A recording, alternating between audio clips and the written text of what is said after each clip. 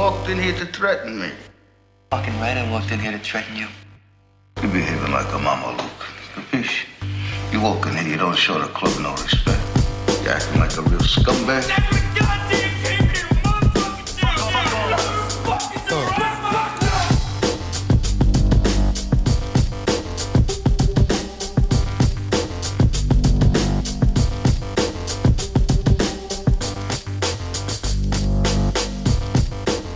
Alright, welcome everybody to part 2 of the Billy Joe Saunders vs David Lemieux film analysis. The fight is going to be taking place on December 9th, 2017 on HBO, at least in North America. I don't know which channel it's taking place in or being aired in the UK, but it's going to be a good fight, guys. Both guys have a lot of strengths. Both guys have a lot of weaknesses that can be or that could result in a disaster for both guys. So I think it's a 50-50 fight. Billy Joe Saunders is underrated. He has a lot of good weapons, and we're gonna take a look at those weapons tonight, as well as the weaknesses. So without further ado, let's get started. Alright, the number one thing to figure out here with Billy Joe Saunders and take into consideration is his jabs. Best weapon he has is the right jab. Look at this. Here he is against Andy Lee. Taller opponent, rangy, knows how to box from distance, and still Saunders was able to outbox him with that jab. He landed it with regularity. He landed it a lot, obviously, and I actually think he won him the fight. The thing about Billy Joe Saunders with this jab is that he can jab coming forward, as he does here, leading. He can also counter with it, and it's a tight jab. It's a nice long jab, and we're gonna see here what makes it so effective. Look at this. First of all, let's take a look at that in real time again. Boom, see? He has his guard up, gloves up, next to his face, and look at minimal telegraphing there. See that? Let's take a look at it in slow motion. Boom. Guys can't see it coming. No matter how fast you are, no matter how good your reflexes, if you're standing in front of a guy with the quickness of Saunders, you're gonna get hit with that jab. And you know, Saunders doesn't have Roy Jones type of speed, but he's pretty quick. And that speed is maximized by the fact that, look at that, doesn't telegraph that jab. Here he is against Willie Monroe Jr.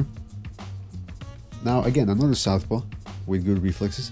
Now people are saying, might be thinking, well, why are you showing us Andy Lee and Willie Monroe? They're two southpaws, but a jab is a jab. Whether he throws it against a right-hander, you know, an orthodox fighter, or against a southpaw, that jab is a dangerous weapon. See how he leads with it and immediately rolls with the counter left. Here he is against Chris Eubank. Excuse me. Here he is against Chris Eubank, who is not a southpaw, and he's landing that jab. Now here's the thing. Chris Eubank Jr. thinks, hey, you know, look at this, how low his hands are.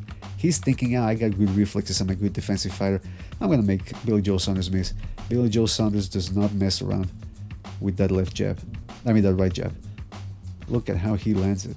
And some people might be thinking, well, the jab it's not that hard a weapon, it doesn't really hurt. Let me tell you something, you're wearing 10-ounce gloves in there, and you're getting hit with a dozen jabs, you're gonna feel them. They sting, and they pile up points, and they help you set up the rest of your offense. So if it were so easy to be a jabber, everybody else would be doing it, but it takes real precision, practice, and technique to be able to land a jab the way Billy Joe Saunders is doing right now. Look at that. Snapping the heads back. That hurts. That can, you know, that eventually starts hurting your back. Here he is against Akavov. Another southpaw, but still landing that jab. You see that also? That jab scores points, it hurts, and it halts a guy's momentum, a guy's attacks. Saw that with Akavov coming in, he needs a jab. Boom. You go in there with your hands slow, you're gonna need a jab. And that's the thing with Lemieux, sometimes he gets a little careless and he has too much confidence in his power, and he ends up walking with his hands down. Let's take a look at his left hand. Again, left hand, not the best puncher. We're gonna take a look at why, but he can lead with it, he can counter with it. Look at him leading there. Against Andy Lee, because he had dropped Lee, he was confident in his power and he was trying to get Lee out of there. So he was throwing it particularly hard. Here again, countering. See there, he's countering. There he leads with it and arcs it, turns it into a hook. and it lands behind Akapov's gloves, behind his guard. Boom, look at that. Sets it up well with that jab. See, that's the good thing about having a great jab like Saunders has, is it sets up that left hand. Now, the only criticism I would have of that left hand, where is the clip? If I can find it here, hold on. He doesn't really put too much weight. Like you can see, he's putting his weight in there. There, he not really. There, see how he's slapping a little bit. There, that's a good left hand.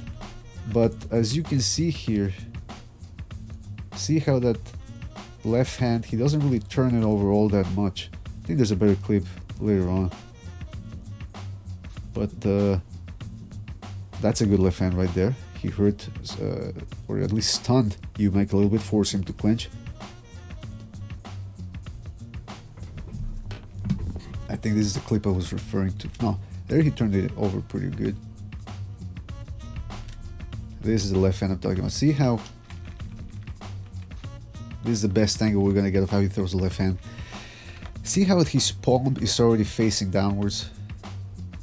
You're supposed to keep the palm facing towards you, towards your cheek, and then turn the palm down as you're throwing the punch, so that it creates some torque. But see here, his palm is already down, so it looks like he's throwing it like Chris Byrd used to throw his left hands. He didn't really turn the punch over. But again, listen, Billy Joe Saunders' left hand, as you can see, it landed a lot, that's the point, really.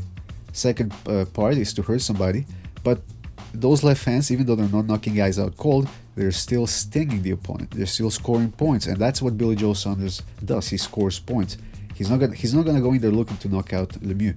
So that left hand, it's a good quick left hand, but it's actually his right hook, as you can see right there, that packs more power. Look at that. I'm actually interested in whether, if anybody can tell me out there, because I tried looking it up on Google, but is Billy Joe Saunders a converted southpaw?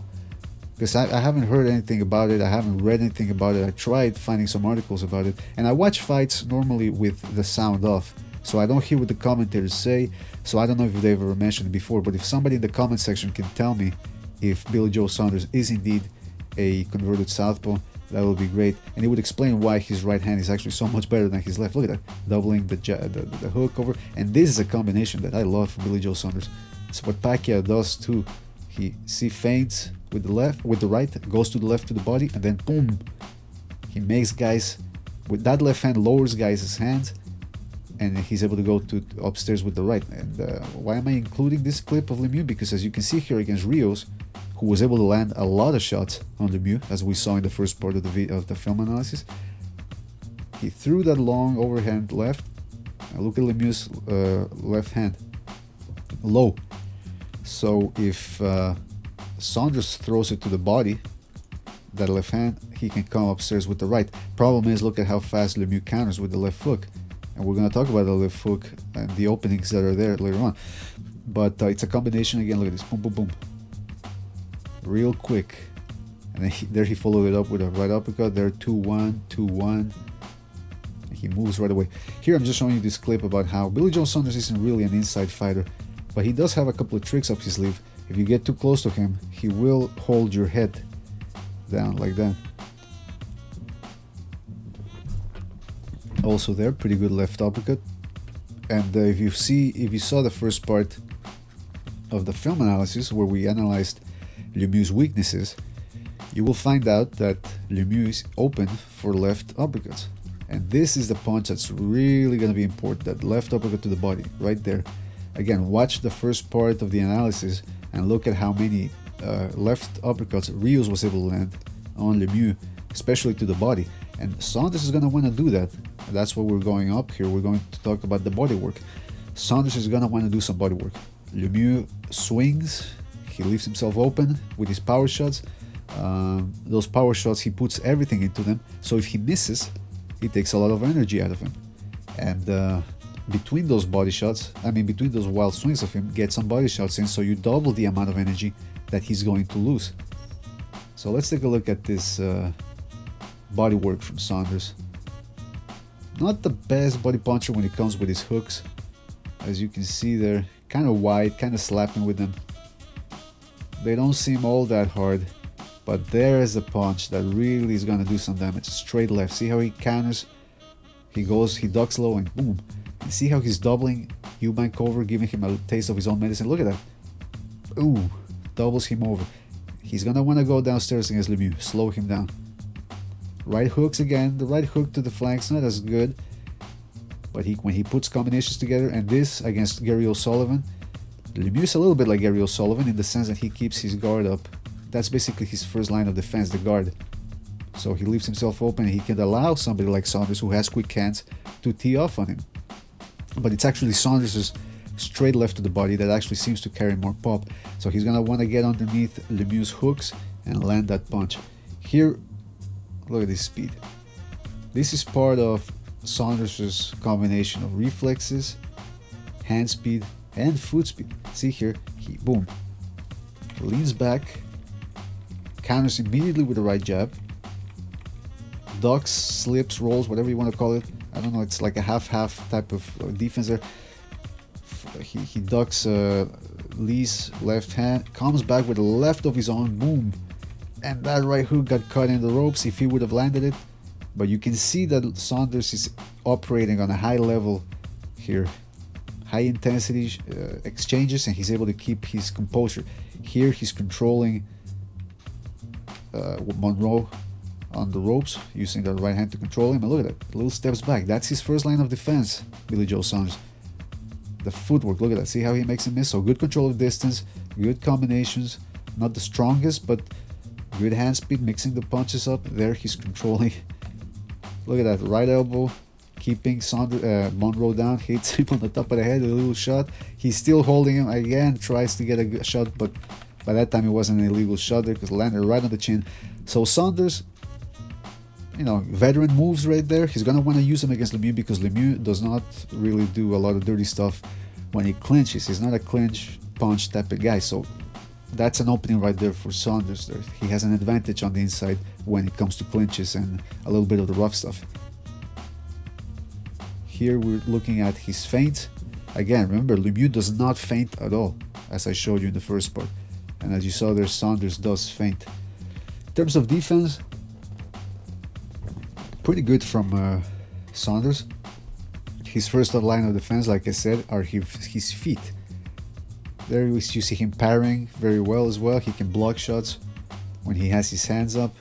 But his first line of defense, like I said, his footwork. Look at that. Lateral movement, making guys work to try to catch him. He can also buy time with that footwork, slow the action when he wants to. And see there, that's his first line of defense. Why do I say that? Because he takes a step back and counters. In and out. There he pivots. In and out, see? Look at that. Chris Eubank can't catch him. He just can't catch him. And he throws on a right hand and he overshoots it. And look at his left leg. He pushes it forwards. And Lemieux does that a lot if you make him miss. And look at how Saunders is controlling the distance. Just little steps back. Whoop, whoop. Very good footwork here. He pivots away. Countering. He's gonna, if he makes Lemieux miss with that footwork, he's gonna get some countering opportunities. Look at that. He keeps Eubank turning. Here he is against Akabov, confusing him with the footwork, circling. Same thing against O'Sullivan here, who's trying to work the body. Good jabs from Saunders, gets away. And he's rolling. Look at his reflexes. He can roll with shots. Saunders can. Look at that. Very good reflexes. And he steps back again. He steps back at the same time while he's rolling with the shots. Look at that. Very loose upper body from Saunders. Very good reflexes. Very athletic qualities to him. He ducks under the left hand. There he rolls. There he blocks it. But he's still keeping a nice distance with his feet. He's not just staying in place. Monroe, who has also quick hands. Look at that beautiful movement.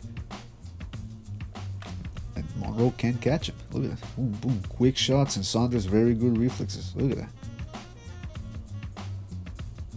So Lemieux has wild swings. He's gonna give Saunders the opportunity to make him miss. Look at it. Just rolling with the shots, leaning back, ducking, slipping. Look at that. Beautiful movement from Saunders. Really, Saunders defensively is on another level than Lemieux in terms of agility. And see, that's what he's gonna want to do. Roll with that left hook from Lemieux. Now, of course, Gary Sullivan is a lot slower than Lemieux. And now we're gonna take a look at some of the weaknesses from Saunders. Let's gonna take some.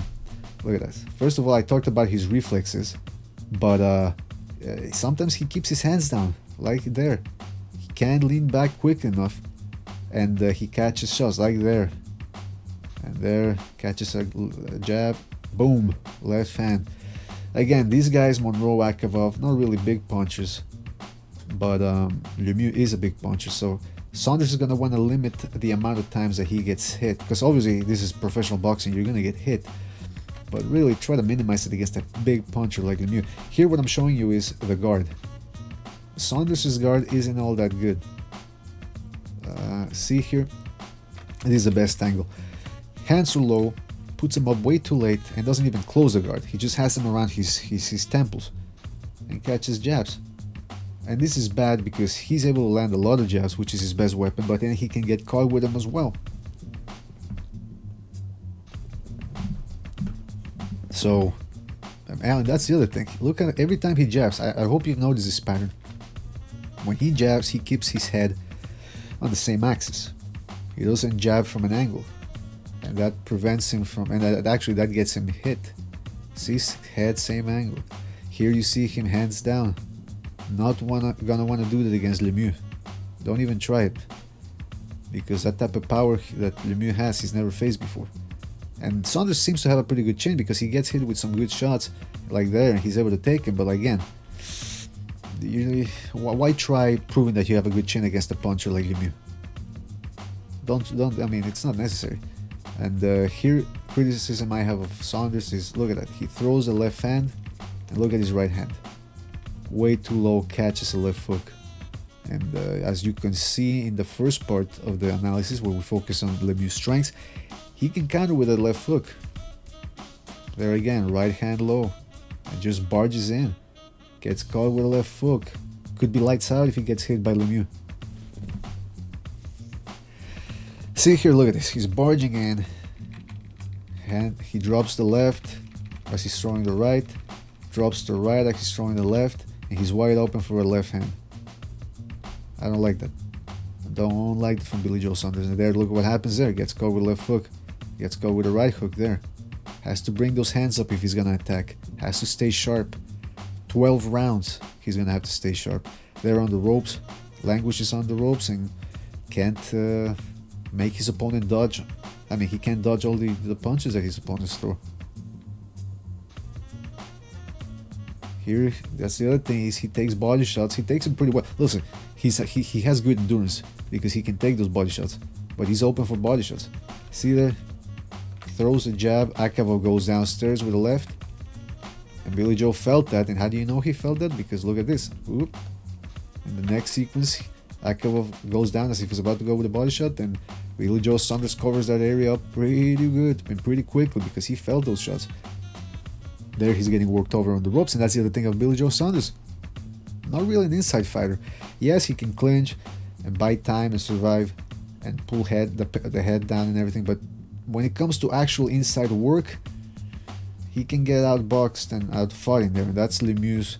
Really, when he gets inside, he rips those body shots in there. So Billy Joe Saunders is gonna want to either clinch and then pivot and go back to the center of the ring, or learn how to fight on the inside all of a sudden. Here, another criticism that I have of Billy Joe Saunders is his inactivity.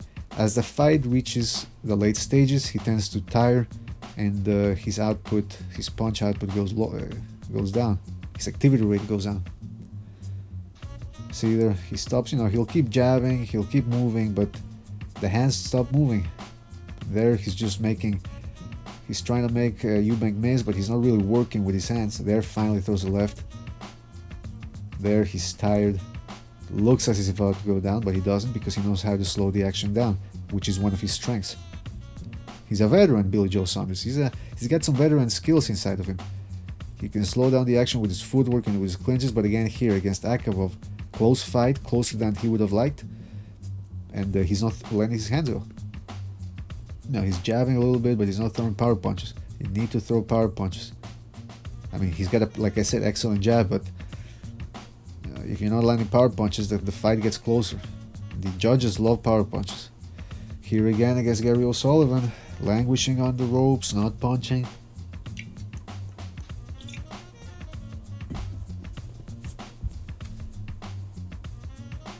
He's popping the jab at least.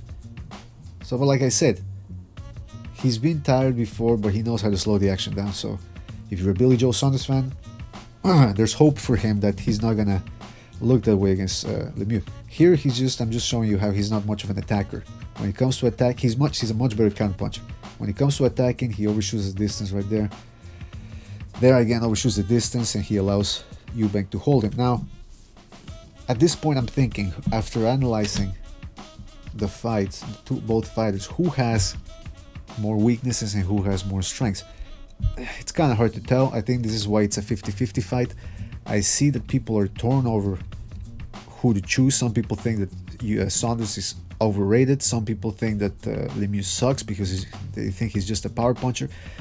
I think, let me tell you something, both guys are dangerous. Are they the best middleweights in the world? No, but they're fighting to see who gets a shot at the Canelo Golovkin winner.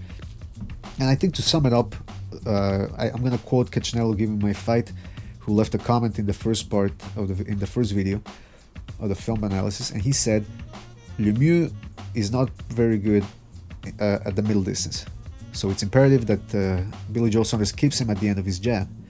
On the other hand, and because Lemieux telegraphs his right hand a lot. On the other hand, Lemieux has to go to the body because Saunders' stamina, as we saw here, is pretty mediocre. And as we saw, he can get hit with body shots. So Lemieux has to go to the body, tire Billy Joe Saunders out. The other thing that Billy Joe Saunders has to watch out for is, since he's in Lemieux's hometown, and Lemieux is a harder puncher, Lemieux has a type of power that makes the crowd go ooh and ah. And so that could influence the judges already there in Lemieux's hometown. So like I said, 50-50 fight. I don't know who to pick. I think both guys are underrated. I think Billy Joe Saunders is definitely underrated here.